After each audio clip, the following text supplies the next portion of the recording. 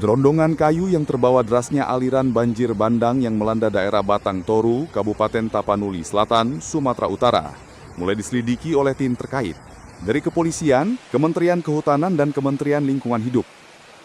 Gelondongan kayu yang diduga merupakan hasil illegal logging ini dituduh sebagai biang kerok dari bencana besar yang terjadi di Sumatera.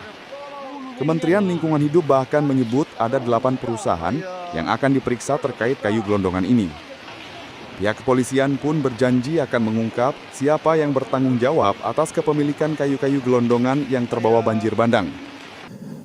Tadi ada pertanyaan terkait dengan masalah penegakan hukum, terkait dengan masalah temuan kayu gelondong yang sudah terkelupas. Kami secara lisan sudah berkoordinasi dengan Menteri Kehutanan dan besok kami akan melaksanakan rapat bersama untuk menurunkan tim gabungan untuk melakukan proses penyelidikan, pendalaman terkait dengan peristiwa yang terjadi. Tentunya apabila ada pelanggaran hukum kita akan proses.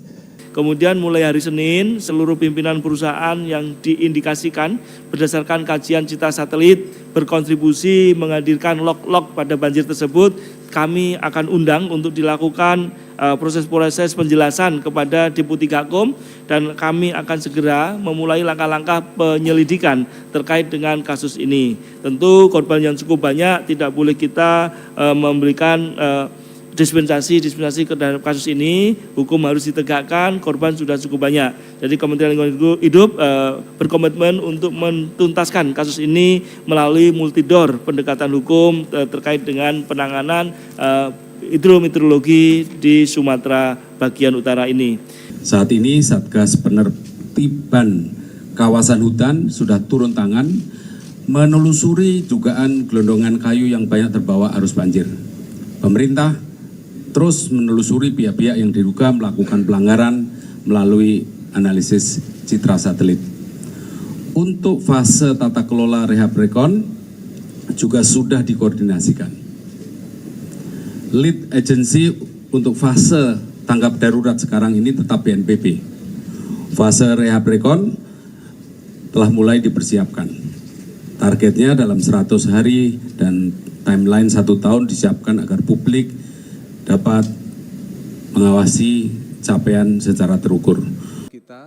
Lebih lanjut, Menteri Lingkungan Hidup Hanif Faisal juga membeberkan data terkait pengurangan tutupan hutan di Aceh, Sumut, dan Sumbar sejak tahun 1990 hingga 2024.